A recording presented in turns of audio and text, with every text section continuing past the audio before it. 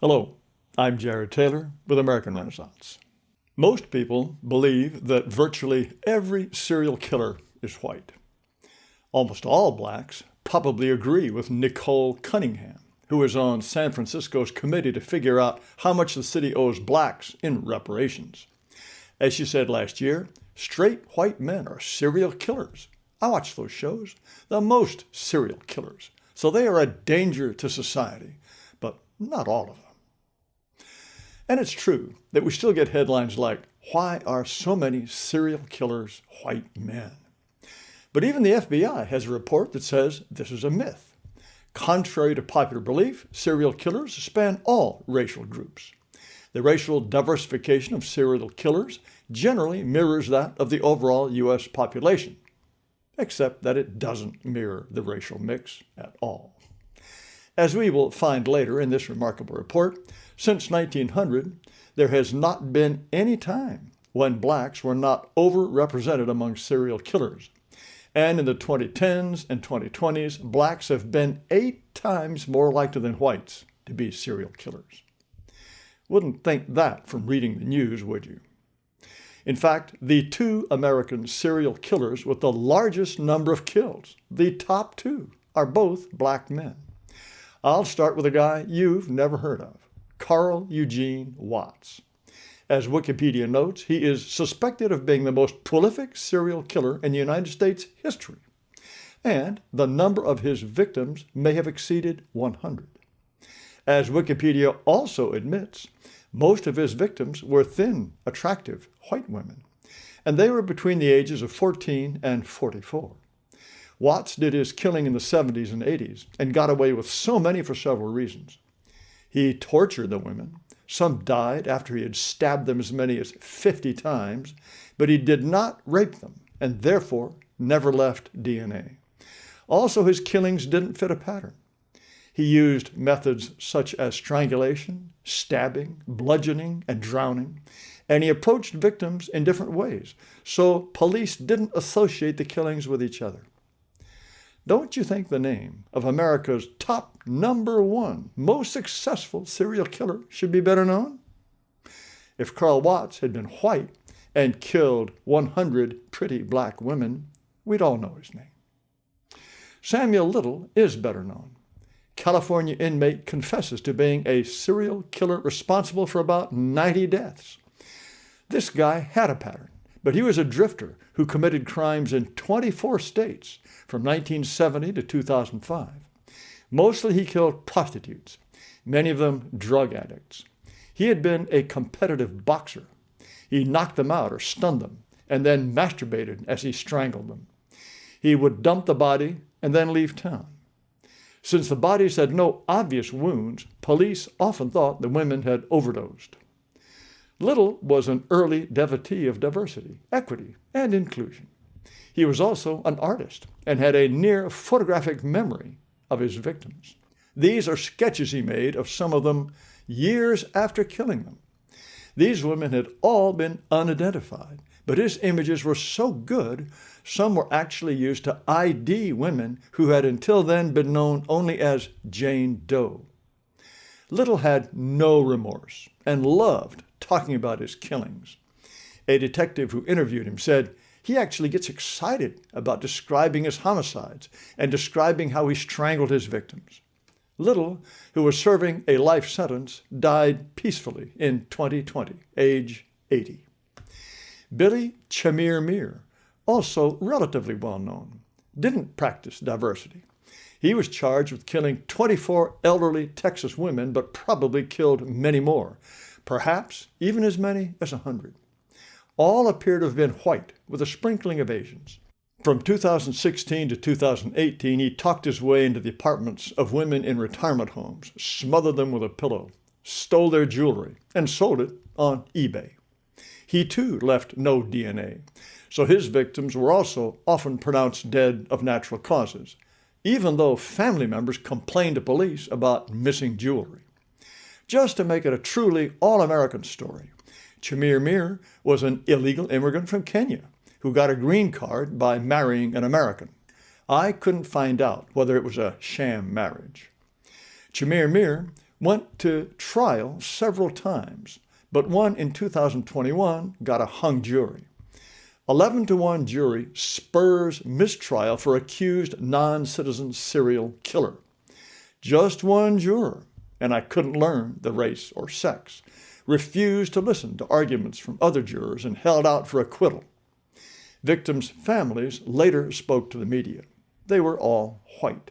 My name is Ellen French House, and my mother was Norma Wilson French. She was murdered by Billy Chimera on October 8th, 2016. Well, as was mentioned, we are devastated at the outcome of this trial. We are very thankful to the prosecution for putting together such a strong and compelling case. And we are, in answer to your question, we are sickened that we have to come back and hear the same evidence again, the same correct and just evidence and true evidence that Billy Chimera has killed so many people. Chimera was later found guilty and sentenced to life in prison. Last year, he apparently made some sexual comments about his cellmate's children, and the man killed him. Another well-known black serial killer was the Beltway sniper, John Muhammad, who terrorized the Washington, D.C. area for 10 months in 2002.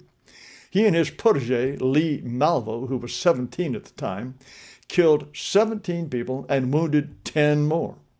They rigged a sniper's nest in the back part of this Chevy Caprice and fired through a hole in the tailgate. There was such terror in the region that people stayed indoors, knelt down behind tires while they pumped gas, and sprinted from parking lots into stores.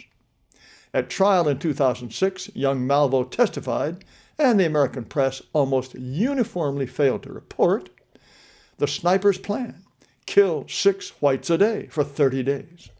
Muhammad told his sidekick he hated America because of slavery, hypocrisy, and foreign policy, and because he believed the white man is the devil.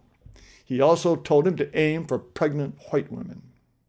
Muhammad had a plan to recruit more young blacks, train them to shoot, and sow terror across the country. John Muhammad got a lethal injection in 2009. Lee Malvo got a life sentence because he was a minor at the time of the shootings. Here's a story worthy of the big screen. In 1983, this inseparable pair, Abram Scott and Amos Robinson, killed 2 white girls, an Hispanic man and a Hispanic woman. They raped the girls with particular brutality. In 2022, the two were doing life in prison for another joint murder when rape kit evidence proved they had killed the white girls. So far, so unremarkable. Except it turned out that this guy, Robert DuBois, had been found guilty for killing one of the whites when he was 18 and had spent 37 years in the big house. Here he is with family members the day he got out. Wouldn't this be an exciting screen drama about justice long delayed? Except that it's only innocent blacks who ever go to jail for the crimes of whites, right? So you could never sell this story. I'll tell you about just 2 more cases. John Floyd Thomas probably raped and strangled as many 30 older women in the 70s and 80s. When he was arrested in 2009, police called him LA's largest ever serial killer. He was in and out of prison, but when he was out, he sneaked into homes of older, lower-income women living alone, mostly widows, raped them, and strangled them. Every victim with which he was associated was white. I can find photos of only 2. His oldest victim was 92 years old, likewise raped and murdered. DNA finally caught up with him. He has been in the big house since 2009 and is 87 years old. And then there's Frederick Demond Scott, who killed 5 white men and 1 white woman in the Kansas City area in 2016 when he was 23.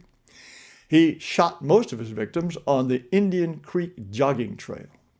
Here are the 5 men he killed. 2 years before he started killing, he was attending an alternative school.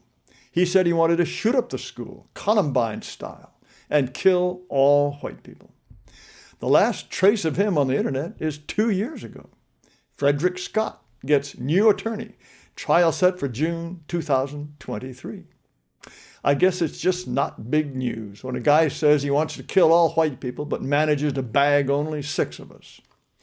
He was just 3 shy of Dylan Roof's body count, but he never made the big time. But let's get the big picture from this detailed report which I mentioned earlier and recommend very highly. Here are the percentages by race of American serial killers for every decade since 1900, with whites and blacks in the 2 left-hand columns. As you can see, since 2000, whites have been only about 33 or 34% of serial killers, and blacks are well over 50%. As it says at the top, these figures don't include organizational killings. That would be gang or cult killers, who would be almost all black. In the 3rd column from the left, there is a moderate percentage of Hispanic serial killers, but then not much of anyone else. This table shows the race of victims chosen by black and white serial killers. The blue highlighted row is the percentage who killed only whites.